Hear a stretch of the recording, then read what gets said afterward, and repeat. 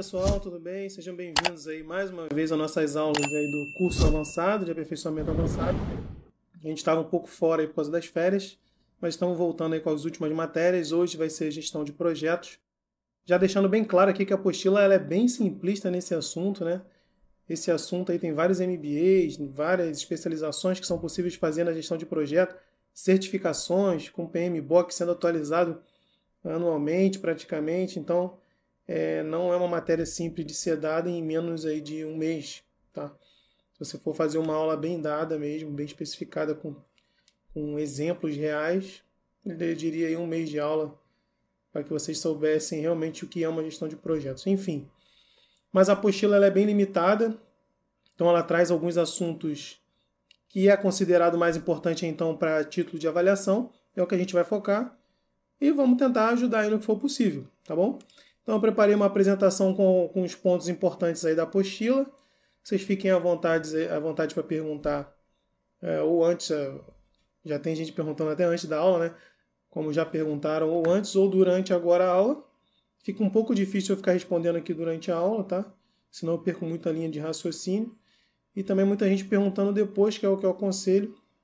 Se não for nada muito complexo, pode perguntar agora, mas se for alguma coisa que vai exigir um pouco uma resposta mais rebuscada, ou às vezes até eu pesquisar alguma coisa, eu peço para que deixe a pergunta e eu respondo no privado para alguém, tá bom? Mas de qualquer maneira eu vou seguindo aqui o que está na apostila. Eu vou deixar um irmão meu no chat aí com vocês, tá? Para que eu não pare aqui de falar alguma coisa. Então meu irmão vai estar respondendo, sendo intermediador, tá? Aí do chat, então se vocês puderem ir respondendo aí também, ele pode ajudar em alguma coisa, para que eu não atrapalhe muito aqui o andamento da aula, tá? Vou testar isso essa vez para ver se funciona o intermediador aí para responder as perguntas, tá bom? Bom, gente, então, gestão de projetos, né? O que significa gestão de projetos? Indo direto ao assunto. Bom, tudo que for novo, que nós formos criar, que nós tivermos que monitorar e controlar, e além disso tudo tiver início, meio e fim, ou seja, tem um tempo definido, né? A gente considera isso como um projeto. Então a gente pode pensar em grandes projetos aqui, dar exemplos aqui do Rio de Janeiro, por exemplo, a construção da linha amarela, a construção da ponte Rio-Niterói. Todos tiveram início, meio e fim, acabaram, né? Por exemplo, a construção da linha amarela acabou. Depois ela teve que ser mantida, mas aí já não é mais um projeto, né? Depois de entregue a ponte, para ela ser mantida, são atividades que devem ser feitas ali. E aí é manutenção, essa manutenção já não é mais um projeto. Isso, inclusive, é feito por algum contrato, né? Então essa manutenção nada tem a ver com a parte de projeto. O projeto é o início, meio e fim, até entregar a obra pronta, nesse caso da linha amarela. E depois disso é um recurso, né, que a gente disse até na aula de orçamento, são recursos de atividades e não de projetos, né? Então são recursos que vão manter aquela atividade. Então outro projeto que eu posso dar de exemplo é do desenvolvimento do KC 390. Ele tinha até um recurso específico para isso. A partir do momento que o KC foi entregue, o projeto foi encerrado e agora continua os recursos necessários para a manutenção dessa aeronave voando em operação, tá? Então, essa é a visão geral do que é um projeto. Bom, como é que está definido aí na apostila dos senhores, né? Está definido aí. Um projeto é caracterizado por criar algo, né, como eu disse, ou estabelecer de uma forma diferente um item ou realizar um serviço, sendo considerado um conjunto de atividades que devem ser planejadas de modo a conter parâmetros, objetivos, abrangência, prazo delimitado. Então o projeto, coisa que é muito importante que a gente delimita no projeto, né, que a gente gosta de dizer, é o escopo. Quando o projeto não tem o escopo bem definido, ao longo da execução desse projeto, muitas coisas são inseridas nesse escopo, né? Então é importante que o escopo e os objetivos do projeto estejam muito bem definidos para que ele nunca chegue num fim. Cada vez aparece uma coisa nova. Então é muito importante a parte inicial do planejamento para que a gente saiba exatamente o que está definido naquele projeto. Uma definição da ENAP que também está na apostila pensar os projetos como sendo uma reação ou adaptação às mudanças de cenários, os quais exigem uma implementação de novas soluções, Ela está querendo dizer aqui em mudanças, que projeto tem a ver com mudanças. Então, sempre que a gente vai fazer uma mudança, algo novo, é necessário um gerenciamento desse projeto, desse algo novo, né? Então, nós tivemos recentemente aí na Força a reestruturação da Força. Não deixou de ser um projeto que alguém estava coordenando até que a última fase desse projeto fosse implementada. Quais são as características principais para se considerar um projeto? O projeto ele é singular, né? Ele é algo único. Então está definido na apostila singularidade em várias linhas, mas na verdade aqui é algo novo, algo singular, algo único que está sendo feito ali pela primeira vez e ele precisa ser controlado ao longo do tempo, por isso a temporariedade. Então vai ter um tempo para começar e um tempo para terminar. O ciclo de vida. Todo projeto vai ter um ciclo de vida mesmo, que ele vai ter uma fase de início, vão ter várias fases, né? Início, ali no meio vão ter 2, 3, 4 fases e vai ter a fase final. Projeto tem a ver também com incerteza, não é porque você planejou, né? Assim como todo planejamento pode ser mudado. Então, dependendo da metodologia que você está usando para gerenciar o projeto, melhor você vai lidar com as incertezas. Tem projetos que são metodologias que são muito fechadas, né? Muito rígidas, e para você fazer qualquer tipo de mudança dá bastante trabalho.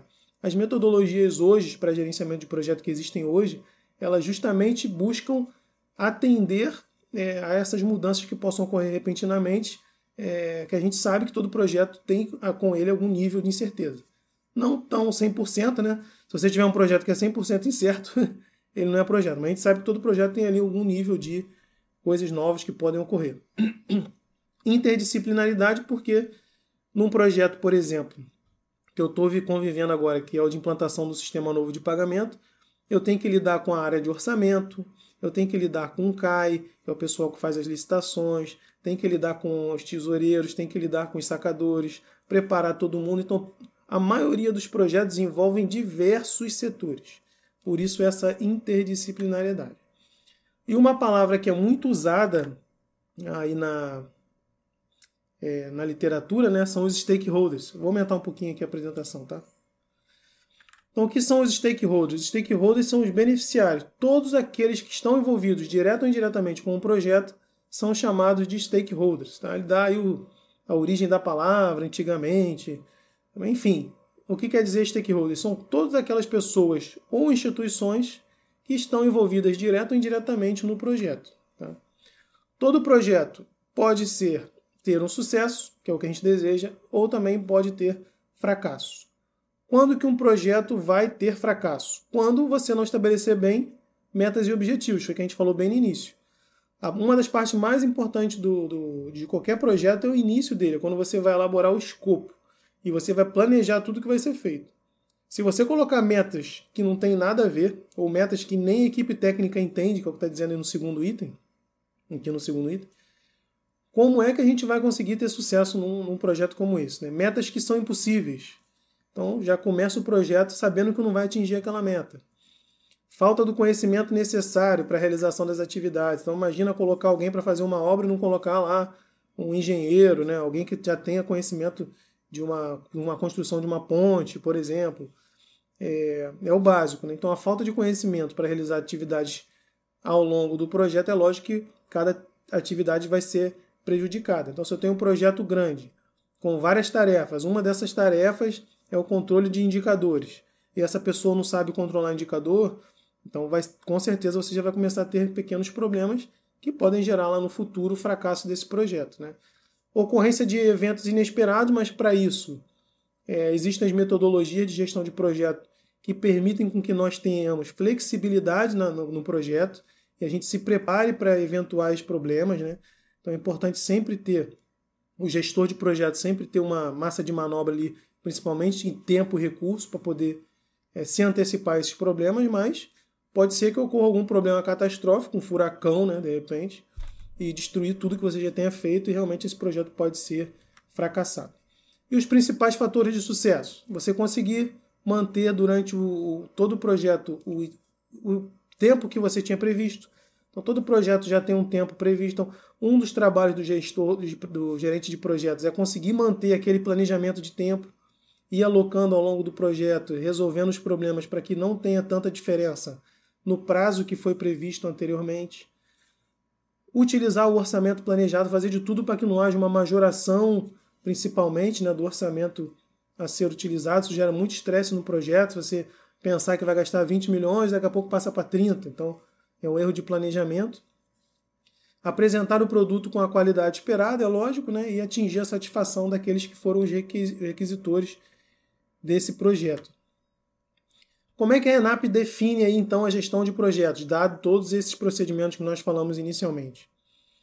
Gerir projetos significa executar as atividades e tarefas que têm como propósito planejar, controlar todas as atividades de outras pessoas que vão estar dentro desse projeto para que eu possa atingir aquele meu objetivo. Tá? E essas atividades, para atingir os objetivos que não podem ser alcançados caso as pessoas atuem por conta própria. O que ele está querendo dizer é o seguinte, tem que ter uma coordenação de atividade de pessoas diferentes envolvidas, que se ela for fazer aquela tarefa sozinha, não vai ter sentido nenhum para um todo. Né? Então é importante que essas atividades estejam vinculadas, elencadas e juntadas dentro de um projeto, com alguns responsáveis por isso. Um dos maiores responsáveis é o próprio gestor, né, que a gente fala, que é o gerente de projeto, que ele é capaz de coordenar todas as atividades para atingir um objetivo comum. Tá? De acordo com o PMBOK, que é o... Existe uma como é que eu posso dizer? É um padrão internacional de como devem ser realizados os gerenciamentos de projetos, né? E praticamente anualmente ele é atualizado, tem várias edições de atualização, tem certificação de pessoas especialistas no PMBOK. Mas na maioria das edições do PMBOK sempre estão estabelecidas as cinco grupos, sempre estão estabelecidos 5 grupos de gerenciamento de projeto. A parte de iniciação, planejamento, execução, monitoramento e controle, que a gente fala que é o IPM, tá? O uso mnemônico é IPM. Isso é básico aí em todos os cursos de gerenciamento de projeto que a gente passa, que o projeto sempre é dividido em 5 grandes grupos, que são esses, é o que tem falado na apostila. Outra coisa muito importante é o ciclo de vida de um projeto. A apostila não entra em detalhe quais seriam essas fases de um ciclo de vida de um projeto. Ela coloca um gráfico bem genérico para os senhores terem só uma ideia. Tá? Mas de acordo com o PMBOK, que eu coloquei aí, são 5 fases que constituem o ciclo de vida de um projeto. Tá? Esse gráfico é o gráfico que é colocado aí pela apostila. Então a apostila dá um exemplo aí de uma fase inicial que a gente consegue visualizar que pessoal e custos começam a ter um valor grande, né, no início do projeto, atingem o pico ali na parte intermediária e na parte final de encerramento os custos com o pessoal e com o próprio projeto vão diminuindo ao longo do tempo, principalmente ali na fase final. Mas, de acordo com o PMBOK, são 5 fases. Qual? Essa fase de iniciação que já fala na apostila, né? Então ela marca o início do projeto. Normalmente o projeto é iniciado com um termo de abertura. Não existe hoje projeto, pelo menos eu nunca participei de um projeto que não existisse ali um termo de abertura do projeto, para que a gente soubesse exatamente o que vai ser feito, qual é o propósito, quais são as metas, qual é o escopo do projeto, o que eu quero atingir com aquilo, né? Então isso tudo vem nesse documento que a gente chama de termo de abertura de projeto, tá bom? Inclusive nele vem as estimativas iniciais, cronograma, quanto que eu vou gastar, viabilidade desse projeto, tá? Ver se ele realmente é realista. Então essa é a fase de iniciação de forma bem geral, que não é muito detalhado na apostila. A segunda fase é a fase de planejamento, que também não é detalhado na apostila, mas eu trouxe só para os senhores terem uma visão geral. Então durante a fase do planejamento é importante que tenha um plano, né, e um roteiro do que vai acontecer. E é aí que a gente não pode se desligar para que a gente não tenha insucesso lá no futuro. Tá? Então o objetivo é pegar um mapa bem abrangente, daquelas etapas que vão ser feitas ao longo desse projeto, alocando também recursos e também fazendo gestão de riscos. Tá? Todo projeto, gestão de projeto sem gestão de riscos não é gestão de projeto. Como nós vimos, os projetos eles estão sempre atrelados a incertezas, por isso que a gente precisa ter um mínimo de gestão de risco para saber como mitigar qualquer possível risco que venha a ocorrer. A outra fase é a fase da execução em si, quando o projeto começa, né? Então, a partir de agora, o planejamento todo que eu fiz foi colocado em ação. Aí eu vou ter um gerente de projeto, que ele é um dos responsáveis por coordenar tudo, recursos, pessoas, ferramentas e materiais, além de garantir que a equipe esteja bem informada sobre tarefas e cronogramas. Tá?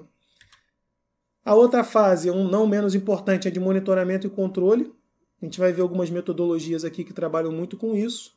Essa fase de monitoramento e controle é importante para saber se tudo aquilo que foi planejado está sendo feito ou não, se o orçamento que eu planejei está sendo utilizado da forma que eu planejei ou não, se houve algum problema, alguma coisa que eu tenho que corrigir, alterar o planejamento, alterar cronograma ou não, né?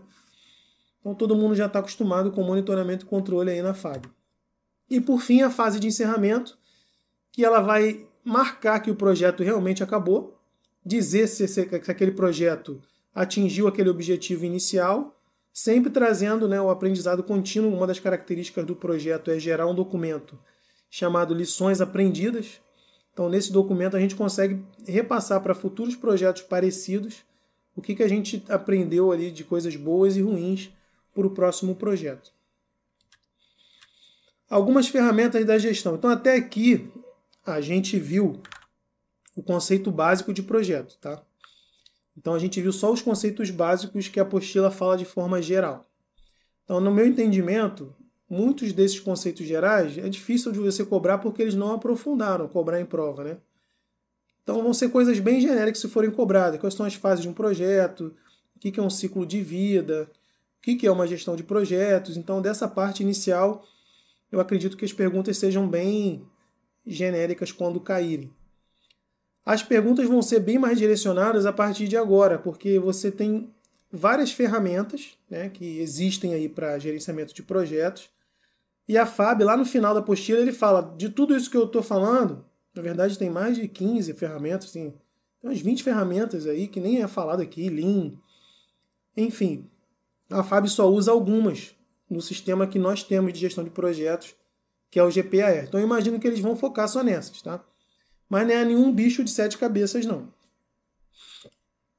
Então, quais são essas ferramentas? A primeira, eu acho que é uma das mais conhecidas, que é a metodologia ágil, que a gente fala, manifesto ágil, Agile, né?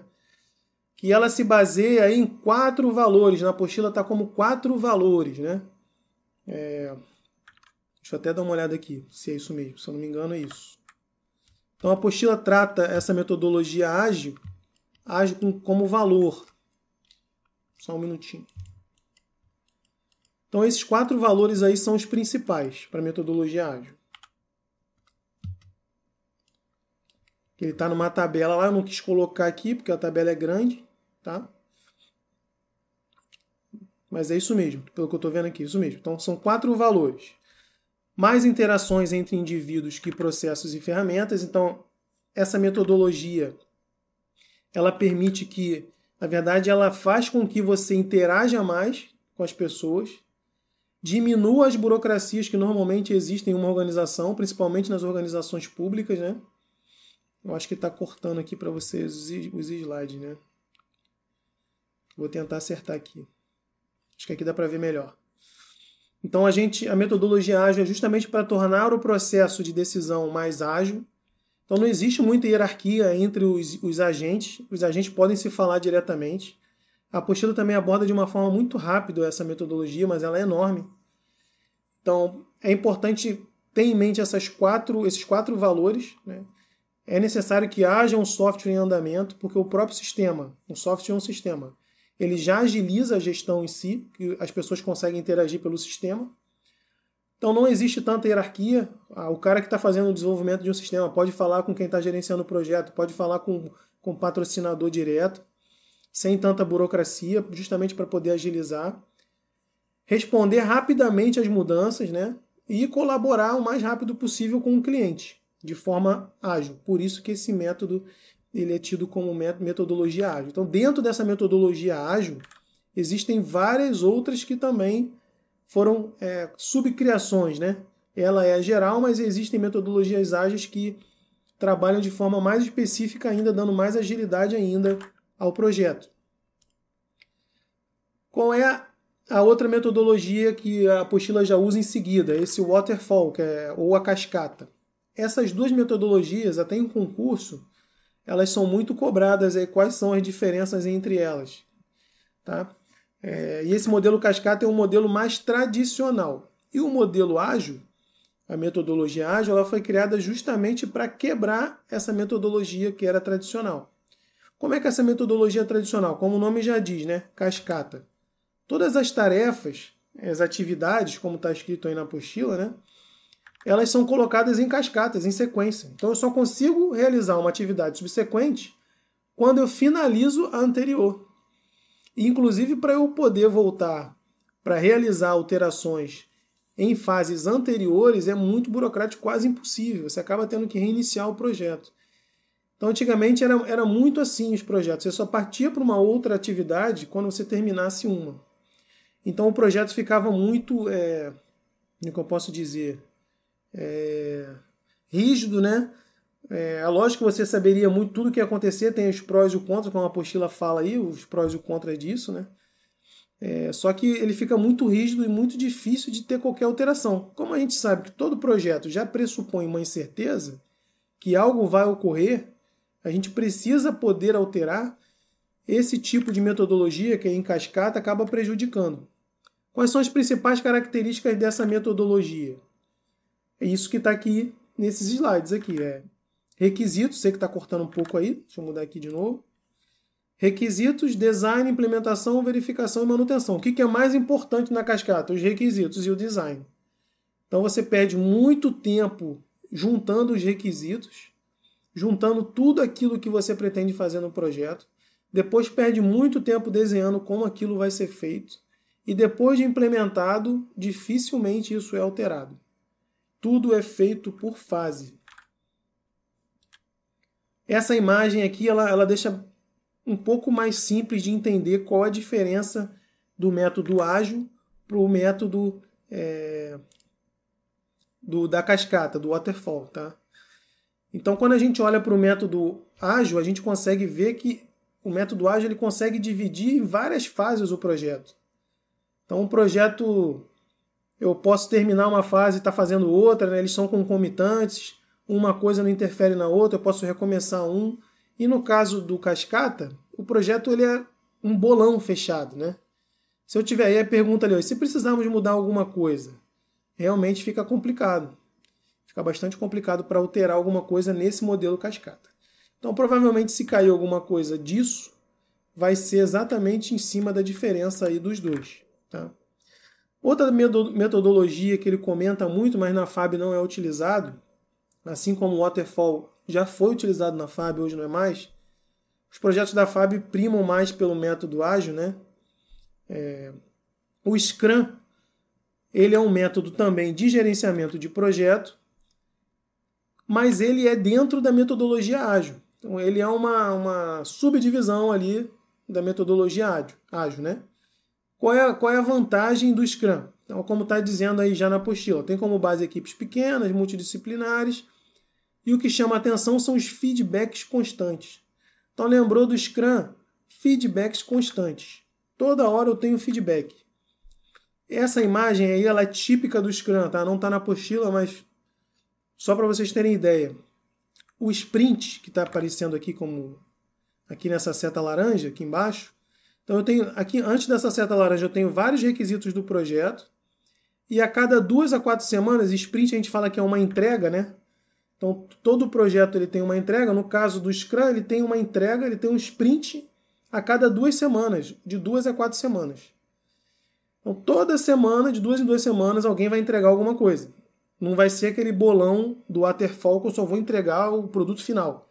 Eu não tenho várias entregas. O Scrum eu vou tendo várias entregas. No caso aqui, né, pelo que está na literatura, esse prazo do sprint pode durar de 2 a 4 semanas. Então, eu tenho reuniões diárias, que é o que está escrito aqui em cima. Com o Scrum eu tenho reunião diária todo dia.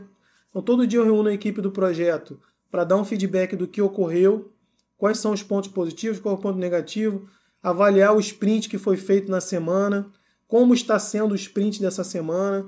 Então a equipe de projeto separa lá as priorizações do projeto e mostra o que vai ser entregue de acordo com a priorização, de acordo com o cronograma. Vai entregando por fases e é assim que é o modelo Scrum, tá? Diferente daquele Waterfall. Lembrando que o Scrum também é um modelo ágil, né? Método ágil também. Outra metodologia é essa Prince2, que a apostila também fala de forma muito rápida, né? Então, só dizendo que está escrito lá que foi criado no Reino Unido em 89, praticamente para ser usado em projetos de TI, né?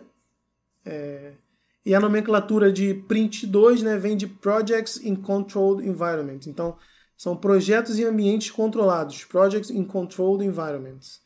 O que pode ser feito com base em 7 princípios. O que é importante nesse princípio quando cai em concurso? Saber dos 7 princípios. Sempre são 7. Para eu saber se eu estou aplicando a metodologia Prince2, eu tenho que estar aplicando os 7 princípios dessa metodologia. Os temas e os processos, que são 7 também, de acordo com os princípios, eu posso até alterar eles. Tá? Mas os 7 princípios eles não podem ser alterados.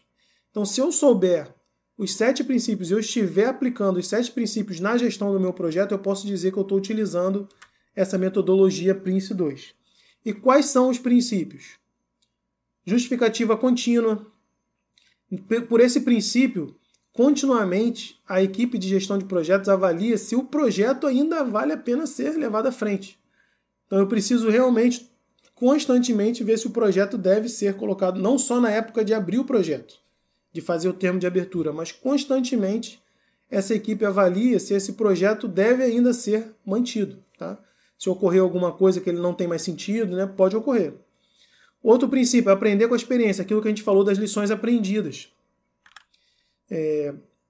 Já teve caso parecido, a gente está aprendendo com o que já foi feito, pegamos a prefeitura tal que já fez algo parecido para aprender com os erros deles ou não, isso também constantemente. Estamos aprendendo ou não com as experiências? Se estamos aprendendo, faltam mais 5 princípios ali para eu saber se eu estou aplicando o Prince2 ou não. Os papéis estão bem definidos, responsabilidades. No Prince2 existem até papéis fixos. Tem o papel do engenheiro geral, do gerente geral, e dá até um outro nome que eu esqueci agora, ver se eu lembro. Até um nome em inglês que ele usa para a equipe principal de gestão. Mas o mais importante, existem papéis definidos e bem definidos. O gerente de projeto vai fazer isso. O sponsor, que é o patrocinador, ele é responsável por fazer isso. Esse aqui é responsável pelas tarefas. Então eu tenho os papéis bem definidos e responsabilidades bem definidas. Então eu estou quase atingindo aí o Prince2. Faço gerência por estágios, exatamente como a metodologia ágil prevê, que é você subdividir o projeto em vários estágios, em várias fases. Estou fazendo gerenciamento por estágios? Se eu estou fazendo gerenciamento por estágio, bem provavelmente eu estou aplicando a metodologia Prince2. Estou fazendo gerenciamento por exceção? O que é gerenciamento por exceção? Eu só me dirijo aos responsáveis, aos donos do projeto, quando algo excede aquilo que foi planejado. Então eu não vou ficar toda hora levando o problema para os responsáveis, sendo que esses problemas já estavam previstos no escopo inicial. Então eu só vou fazer reuniões de gerenciamento quando se tratar em exceção, em casos que não estavam previstos. Tá? Estou mantendo o foco no produto que eu desejo? Lógico, se eu não estiver perdendo foco, eu estou perdendo escopo. Né? Então estou com o escopo bem definido. Estou me adequando ao ambiente que eu estou trabalhando? Está dando tudo certo?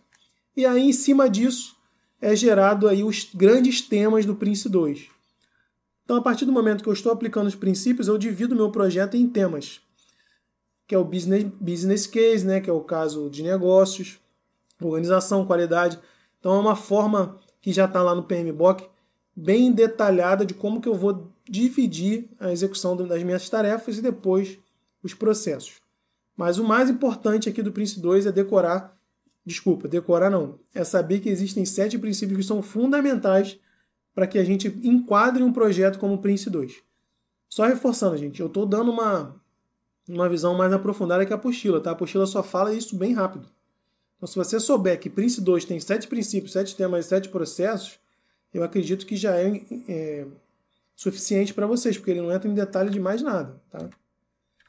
Outra metodologia é a metodologia PERT, e aqui eu copiei exatamente o que está na apostila, também é uma sigla em inglês, que significa avaliação do programa e técnica de revisão.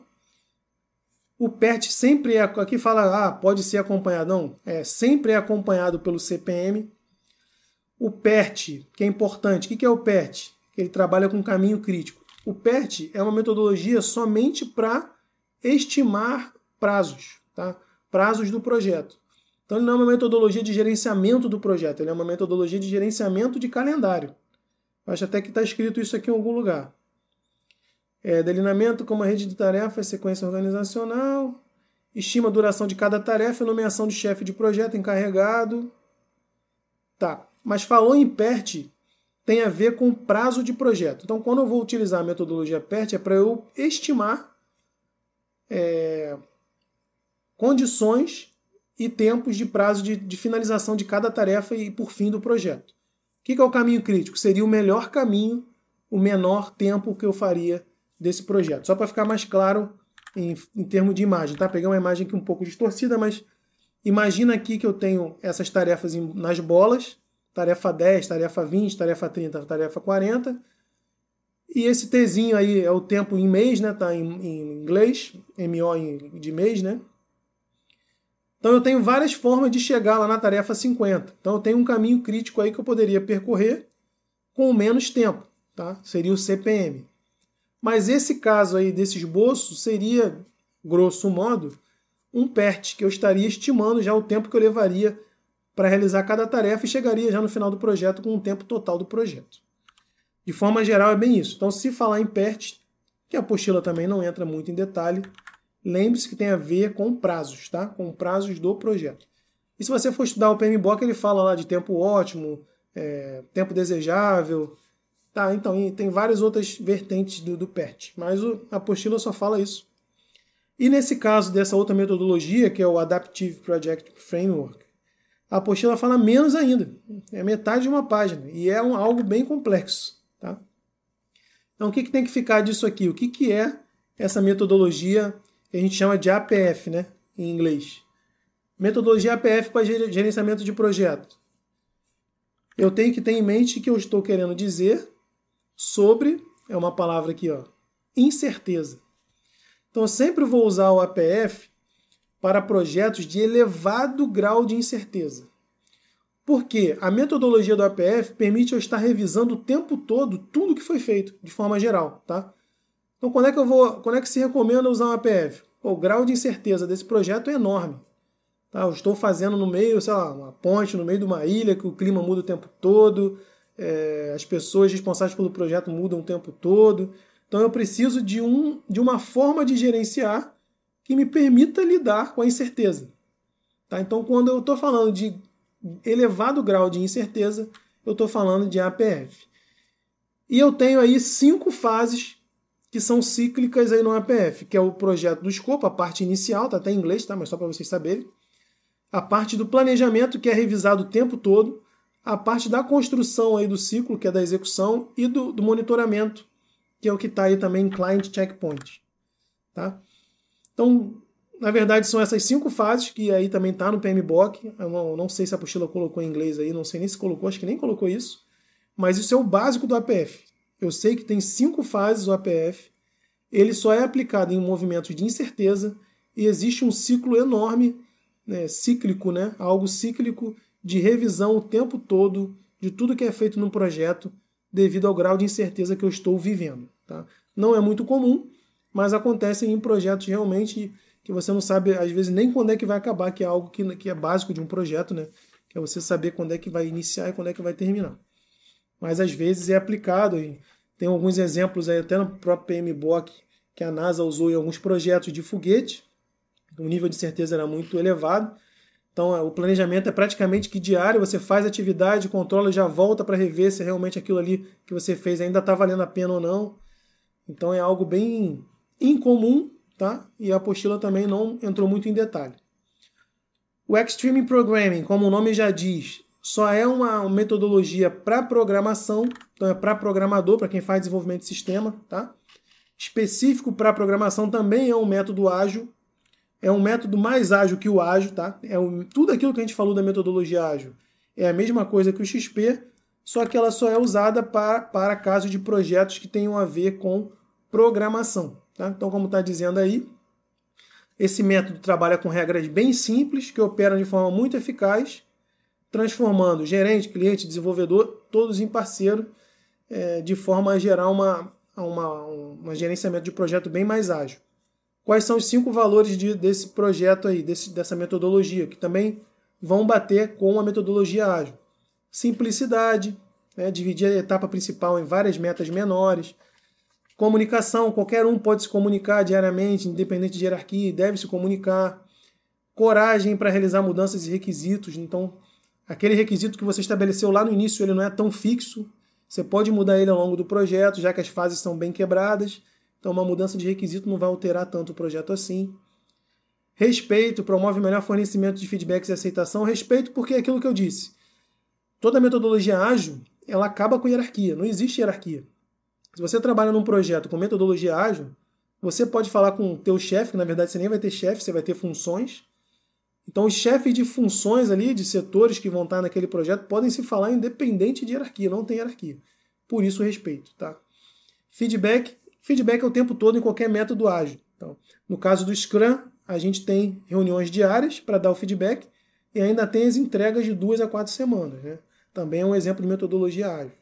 A diferença aí do Scrum para o XP, para a metodologia ágil que a gente viu, é que o XP ele só trabalha com projetos de programação, porque aqui a gente tem que desenvolver código.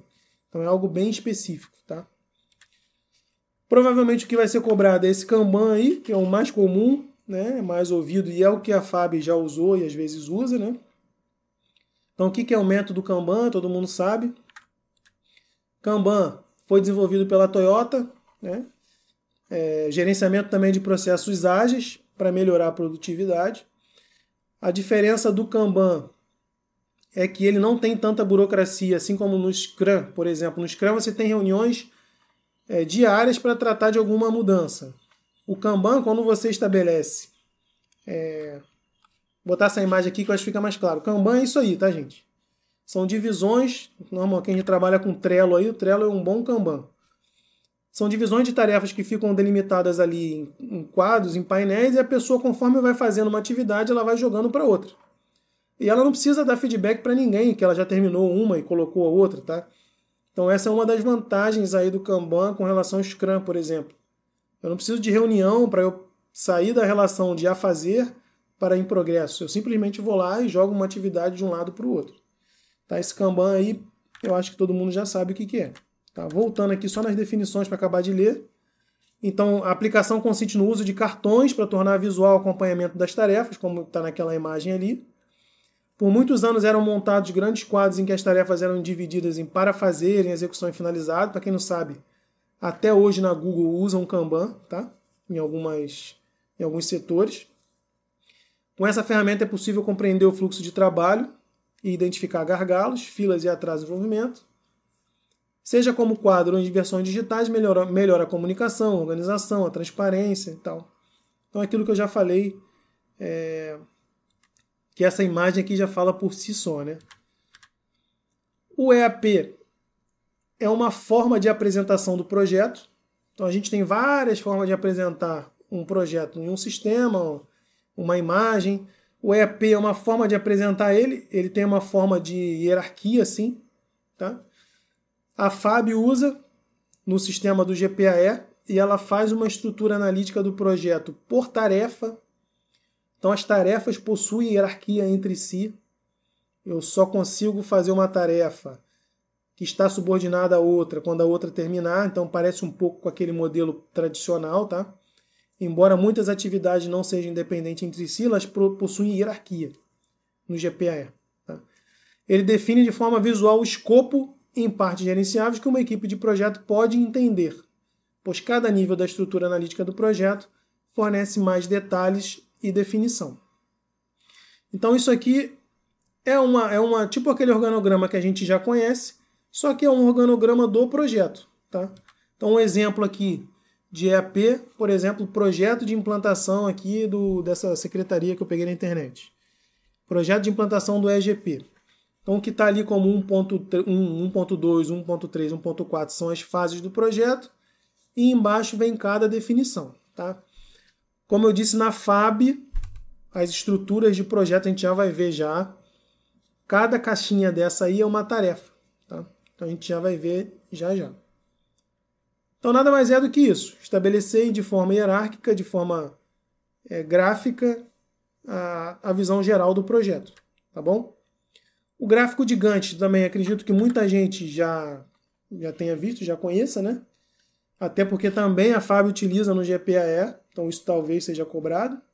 Ele tem uma cara típica dele, tá? Vou botar aqui só para os senhores terem uma visão geral já. Deixa eu aumentar um pouco. Então, ele tem essa cara aqui. Aqui da parte esquerda ficam as tarefas. Aqui na parte direita o ano e o mês das tarefas. E essa cara aqui da duração de cada tarefa e o percentual de que ela foi feita é a cara do gráfico de Gantt. Então sempre tem que ter atrelado o percentual com tarefa. Aqui em cima você consegue ver os percentuais em números, né? Então essa tarefa aqui ela antecede uma outra tarefa. Então no GPA ela é chamada de predecessora, né? Então a tarefa que está depois da sua ela é sucessora. Então tem predecessora e sucessora. Por isso que lá no sistema você coloca quanto tempo você termina a tua com relação à sua predecessora. Terminei 2 dias depois. Aqui no final você coloca qual o percentual executado de cada tarefa. E aqui no Gantt vai aparecendo, vai enchendo o quadrinho de acordo com o percentual. Então, na verdade, o que é o gráfico de Gantt? É uma visualização gráfica das tarefas desenvolvidas de um projeto para que você possa visualizar o percentual executado e o que ainda tem a executar, né, de acordo com o cronograma. Então, voltando aqui só para a definição da apostila, como está na apostila aí? O gráfico de Gantt, também conhecido como diagrama de Gantt, uma ferramenta visual para controlar o cronograma, como eu já disse, né? O gráfico mostra visualmente um painel com as tarefas que precisam ser realizadas, a relação de precedência entre elas, ou seja, quais são as tarefas que precedem, que são as predecessoras, e quais são as tarefas que sucedem, que são as sucessoras, com os prazos delas. Então, dessa forma, fica mais simples conseguir fazer com que toda a equipe entenda as suas responsabilidades. Principais vantagens do Gantt: segmentar tarefas, distribuir responsabilidades, propiciar interdependência entre as atividades, definir prazos de entrega e acompanhar o andamento. A maior delas é acompanhar o andamento de forma gráfica. Você consegue acompanhar o que foi feito, o que não foi feito. Se você vai clicando, você consegue ver qual é a tarefa e o responsável por ela, o que o responsável fez ou não. E uma outra visualização aqui de um outro projeto, de um outro Gantt, né? Agora de um outro sistema, não é o GPAE que nós usamos na FAB. Da mesma forma, do lado esquerdo aqui tem as atividades. E aqui o gráfico de Gantt com o percentual executado. Nesse caso aqui a maioria já está 100%, que está verde. E outras aqui ainda porque tem que fazer em laranja. Tá? Então é basicamente isso aqui. Acredito que possa cair também ou dar uma imagem para você dizer que tipo de gráfico é esse. Então, gráfico de Gantt. E por fim, das metodologias utilizadas pela FAB, a mais famosa aí é o BSC, né, que é você dar um número, ter indicadores, ter formas de medir, que é o Balanced Scorecard, que a gente usa sim. Como está dito aí na apostila também, copiei. Seu principal objetivo é possibilitar que a gente consiga pensar a longo prazo, que você cria metas, você cria números a serem atingidos. Ele fala aqui que o BSC surgiu na década de 90, propuseram então que os indicadores fossem analisados sobre 4 perspectivas. Então, isso aqui é fato para o BSC. Para eu fazer um BSC, se eu olhar essa coluna da esquerda aqui, algumas coisas têm que estar acontecendo. Primeiro, o BSC tem que estar dividido em 4 níveis, que são esses níveis aí. Finanças, né, como está aqui na apostila. A perspectiva financeira, de cliente, processo interno, aprendizado e crescimento. Tá? Aqui no último é aprendizado e crescimento. Tá? Então, finanças, cliente, processo interno, aprendizado e crescimento. Então, tem que estar dividido nessas 4 dimensões, para eu ter um BSC bem definido. Além disso, o BSC tem que estar vinculado a algo estratégico. Então vejam aqui na parte de cima que esse mapa ele tem a ver com a parte estratégica que diz respeito à eficiência operacional. Então esse aqui é um exemplo real, tá? que no mapa estratégico dessa empresa aqui de voo, tá? Pode ser, vamos dizer que seja uma TAM da vida. Ela quer atingir uma eficiência operacional, isso é um objetivo estratégico. De acordo com esse objetivo estratégico, nesses 4 níveis do BSC, finanças, cliente, processos internos, aprendizado e crescimento, eu crio objetivos a serem atingidos. Tá? Então, por exemplo, nos processos internos, se eu quero ter um giro rápido interno da aeronave, por exemplo, eu não quero que minha aeronave fique no solo muito tempo, porque isso eu estou perdendo dinheiro. Se eu sou da TAM e minha aeronave está muito tempo em solo, eu estou perdendo dinheiro quando estou voando. Ainda tem que ficar pagando tempo de solo também para infraero. Então, meu objetivo é giro rápido em terra. Eu posso criar um BSC para ele, um indicador. Qual é o indicador? Tempo em terra. E eu crio uma meta para esse BSC. Qual é a meta? Nesse caso aqui, 30 minutos. Então, eu tenho uma meta estabelecida por BSC, que eu tenho que cumprir o máximo de 30 minutos de aeronave em solo para eu poder controlar. E as aeronaves que estiverem ficando acima disso, eu tenho que começar a atuar para saber o que está ocorrendo. Da mesma forma, partir no horário. Eu quero que 90% dos meus voos estejam partindo dentro do horário previsto. Se não tiver, tem algum problema na minha execução. Tá? Então, só para os senhores terem ideia aqui do BSC, como é que funciona, eu estou fazendo aqui só a parte de processo interno, né, como vocês estão vendo ali. Estou só falando do processo interno, mas poderia falar ali de finanças, por exemplo. Para eu atingir estrategicamente a eficiência operacional, eu tenho que aumentar o faturamento, meus lucros, e ainda assim quero colocar menos aviões. Então eu crio um indicador com valor de mercado, quanto que eu estou tendo de receita por assento, qual é o custo de aluguel de aviões. Tá? Isso é a administração que vai estabelecer indicadores alinhados com algum eixo estratégico, nesse caso aqui eficiência operacional, e dividido em 4 eixos. Então o BSC, para ele ser bem feito, ele tem que estar atendendo principalmente isso. 4 níveis estratégicos, 4 escopos: escopo financeiro, escopo do cliente, escopo dos processos internos e do aprendizado, né? E crescimento, como está na apostila, aprendizado e crescimento. Além disso, essas 4 dimensões elas têm que estar vinculadas a um eixo estratégico. Nesse caso aqui, o objetivo estratégico da empresa seria atingir a eficiência operacional. E com isso eu consigo, então, gerar os objetivos e o BSC. Tá? Então eu acho que o BSC é o mais importante aqui dessa apostila, porque a gente realmente usa, a FAB usa, tem vários indicadores de eficiência, indicadores de operacionalidade, quantas aeronaves disponíveis, a gente usa muito o BSC dessa forma aqui, dividido de acordo com o estratégico, o objetivo estratégico nosso, nesses 4 grandes escopos. Tá? Então esse é o BSC. E na FAB, como é que acontece? Bom, gente, de forma geral, na FAB, a gente tem essa DCA aí que a apostila fala, que ela fala sobre toda a sistemática de planejamento. O grande responsável pela sistemática de planejamento da FAB, que a gente chama de SPGIA, é o EMAER. O EMAER que deve fazer o grande documento lá estratégico do que a FAB quer, né? Isso está na apostila. Eu copiei exatamente da apostila aqui, para não deixar passar nada, porque eu acredito que isso aqui também é uma das partes mais importantes da apostila, que deve ser cobrada, porque tem a ver com a gente, né? Então, todo o planejamento da FAB, no nível estratégico, começa ali na visão da força, né? Eu deixei até em negrito aqui, o nível estratégico, tem uma concepção estratégica, que é esse desenho que tem ali embaixo, da Força Aérea 100, né? Tem um exemplo aqui onde estão as setinhas ali, em amarelo. Então, o grande nível estratégico da FAB é a Força Aérea 100, que ele tem um planejamento estratégico para daqui a 20 anos. Tá? O PMAER, que é o plano estratégico que está ali na segunda fase, não sei se vai ficar bom se eu aumentar aqui. Acho que fica um pouco melhor, mas dá uma cortada, né? Deixa eu tentar corrigir agora aqui, gente. Corrigir ao vivo.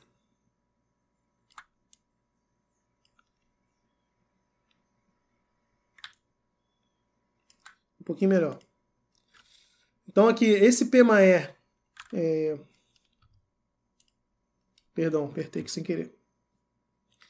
Esse PMAER aqui que está nesse gladiolado, né, Força Aérea 100, ele é o maior nível de execução de planejamento da FAB, que é para 20 anos. Depois é elaborado o PMAER pelo EMAER, que ele deve durar para os próximos, é uma visão de 10 anos. Então o PMAER, a concepção estratégica é a Força Aérea 100 é para 20 anos, o PMAE para 10 anos, e aí vem a DIPLAN, que é a diretriz, né, do Comando da Aeronáutica, que ela normalmente ela é revisada anualmente, junto com os planos setoriais. Então cada grande ODS, ODGSA, tem seu plano setorial, que também é revisado todo ano. É incluído ou retirado alguma coisa, mas tem que estar alinhado com a DIPLAN, que tem que estar alinhado com o PMAE, que tem que estar alinhado com a Força Aérea 100, né? E todo ano, na unidade dos senhores, aí, os senhores reveem o PTA, que é o Plano de Trabalho Anual, que é ali que devem estar os projetos, então, alinhados com o projeto estratégico para serem executados. E nesse quadro 3 que está aqui no lado direito inferior, fica bem claro aqui, ó, concepção estratégica, na verdade está aqui em cima, né? Concepção estratégica, PMAE, DIPLAN, Plan 7 é uma hierarquia aqui. Tá? Então aqui vem 20 anos, 10 anos e depois revisado anualmente. Tá? O que fica de importante aqui disso? A metodologia de BSC é aplicada por meio do GPAR. GPAR é um sistema informatizado que a FAB adquiriu. Ele inicialmente era o GPWeb. Se vocês colocarem no Google aí, GPWeb era um sistema de software livre, que ele é livre para qualquer um usar no órgão que quiser. A FAB pegou ele e mudou ele, fez umas mudanças aí. Tá? Então, pelo GPA, a gente consegue usar as ferramentas de gestão que a gente viu. Gráfico de Gantt, tem painel de indicadores, que é como se fosse o nosso BSC. Tá? Alertas automatizados, o EAP, a estrutura analítica de projeto. Portfólio de projetos, tá? A gente nem fala disso na apostila, deveria começar falando de gestão de projetos, explicando o que é um programa, o que é um portfólio, mas não explicou. Então, o portfólio é um conjunto de projetos, você consegue gerenciar vários projetos de uma vez só, portfólio. Então, o que é importante é que a gente viu que a FAB usa o BSC, que é alinhado com o planejamento estratégico. Entendemos aqui o planejamento estratégico da força que ele tem, tanto na concepção da Força Aérea 100 quanto no PMAE, 20 anos e 10 anos, e nos planejamentos setoriais, que é a de Plan 7 e PTA. O último ali, mais tático, que chega na unidade, é o plano de trabalho anual que a gente faz todo ano, mas eles têm que estar alinhados. E os projetos para serem executados têm que estar no PTA. Então, para eu executar hoje um projeto na FAB, designar um gerente de projeto, colocar alguém lá no GPAR responsável por controlar o projeto, tem que estar no plano de trabalho anual. Beleza? E lá dentro desse sistema, que é o GPAR, ele utiliza de várias ferramentas que estão aqui na apostila. Um exemplo é o gráfico de Gantt, o outro exemplo é o EAP, que é a estrutura analítica de projeto, que eu vou tentar mostrar aqui para vocês agora. Então, o que é o GPAR? Como eu já disse, é um sistema que ele foi pego lá da internet, que ele era gratuito, mas foi alterado, tá? Então ele permite, tanto no nível estratégico, operacional, até o tático, saber o que está ocorrendo dentro do projeto. O EMAER está usando isso até para controlar os programas de trabalho anuais. Eu, por exemplo, lá na DIRAD, estou tendo que cadastrar todos os planos de trabalho anual da DIRAD no GPAE para poder alinhar ele com algo estratégico para o EMAER saber se ele está atingindo o objetivo dele. Tá? E isso exige que eu esteja o tempo todo alimentando com as tarefas executadas, percentual executado, gerando o Gantt, o EAP. Tá? Então esse aqui é um exemplo do EAP do GPE da FAB mesmo, tá? E que está na apostila dos senhores. Então como é que é esse EAP? Na FAB, ó, que está escrito aqui embaixo. Também cortou um pouquinho, né? Deixa eu tentar ajeitar aqui de novo. Vou ajeitar ao vivo. Continuo cortando. Mas na FAB, acho que dá para alterar na apresentação, não dá. Vou botar outro modo aqui. Então na FAB, ó, no GPE as fases são representadas por tarefas. Então, diferente daquele definição de EAP que tem no PMBOK, né? Que você consegue definir por setor, ou às vezes por seção, que fica responsável no projeto. Aqui no EAP da FAB a gente usa as tarefas. Tá? Então nesse exemplo aqui, ó, projeto construção de uma casa. O principal lá, o da de cima, é o nome do projeto. Construção de uma casa. É subdividido lá em várias tarefas. Planejamento, terreno, fundação, estrutura, telhado. Então o EAP da FAB vem dividido dessa forma em várias tarefas subordinadas a um projeto principal, que elas são controladas ali com percentual, quanto tempo falta para fazer e várias outras coisas, né? Eu vou abrir a apostila aqui, se eu não me engano, esse aqui é o último slide que eu coloquei aqui, ó, ir para a apostila. Porque lá na apostila ele pega várias telas do GPAE, e aí eu acho interessante a gente comentar um a um. Uma dessas telas. Eu acredito que muita gente aí já tem usado, né? Já use o GPAE com frequência e não seja nenhuma novidade, né? Então deixa eu ver se eu consigo colocar aqui, só um minutinho. Acho que deu. Então aqui na apostila, se a gente vier aqui na figura 4, por exemplo, interação do usuário para visualizar subtarefas. Então aqui tem o projeto construção de uma casa. Eu tenho dentro da tarefa planejamento, quando eu clico lá, ele mostra o que está dentro da tarefa. Então as subtarefas. Dentro do planejamento eu tenho elaborar projeto, elaborar cronograma, obter aprovação. E tudo aqui no formato EAP, né? Da mesma forma, se eu clicar lá em estrutura, ele também abre aqui as subtarefas dessa tarefa estrutura, tá? É possível acessar tarefas em formato de lista, conforme figura 6. Qual foi a figura 6? É a próxima. Então essa aqui é a figura 6. Então também consigo ver a tarefa dessa forma, já tinha mostrado já antes. Então as tarefas ficam aqui nas listas. Aqui eu tenho a coluna de início e término das tarefas, o tempo que elas vão durar, e aqui na última coluna, o percentual executado de cada tarefa. Aqui nessa tarefa, por exemplo, na 1.2, que é definir o nome do blog, tá? É o exemplo. Projeto é montagem de um blog. O exemplo é definir o nome de um blog. Ele está falando que a predecessora dele é a tarefa 2. Então, primeiro vai acontecer aqui, na verdade, a 2 aqui, ó, 1 e 2. Então, primeiro vai definir o tema, para depois eu poder definir o nome do blog. Então, eu dependo de uma execução de uma predecessora para eu poder fazer a minha atividade. Então, no nosso GPL tem esse conceito de predecessora e sucessora, que é a possibilidade de eu criar dependências de uma tarefa para eu executar outra, tá? Também posso deixar em branco.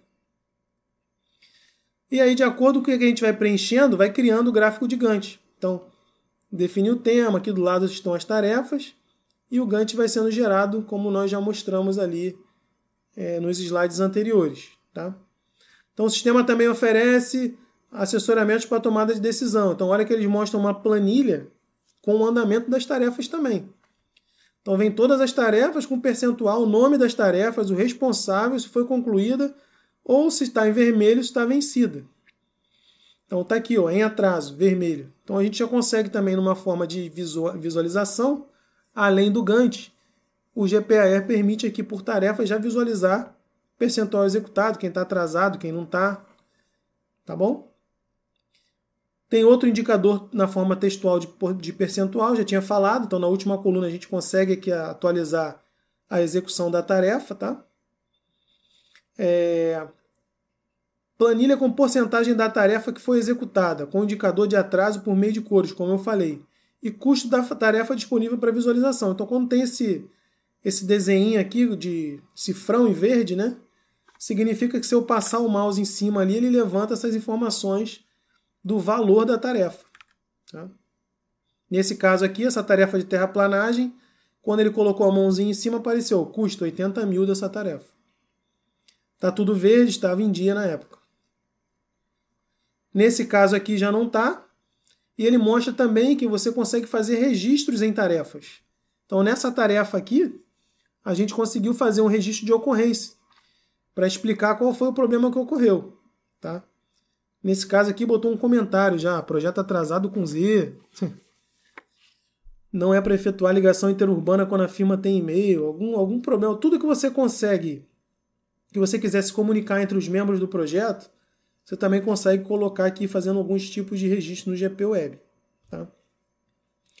Esse acesso depende de pessoas com perfis autorizados. Então, na sua unidade, vai ter um gerente do GPAE lá como administrador, que ele vai conseguir te colocar como responsável de algum projeto ou outro, tá? Então é isso, gente. De forma geral, acho que a gente atingiu o objetivo aí hoje, tá? Que era falar da apostila, passamos todos os pontos. Entrei uns detalhezinhos a mais ali, que eu acho que às vezes não tem como ficar sem passar, mas fico aí à disposição de vocês. Eu tenho até especialização em gestão de projetos, então se alguém tiver alguma dúvida ou que tiver mais alguma curiosidade, eu coloquei no link aí já uma pastinha de gestão de projetos com outros materiais da ENAP, para quem quiser se aprofundar um pouco mais, tá? Na gestão de projetos. E aí fico à disposição. Qualquer dúvida eu estou à disposição de vocês aí, tá bom? Então até a próxima aula aí, que vai ser na sexta-feira. Eu solto a próxima aula. Falou? Um abraço. Até mais, gente. Cortei o microfone aqui. Até a próxima. Valeu!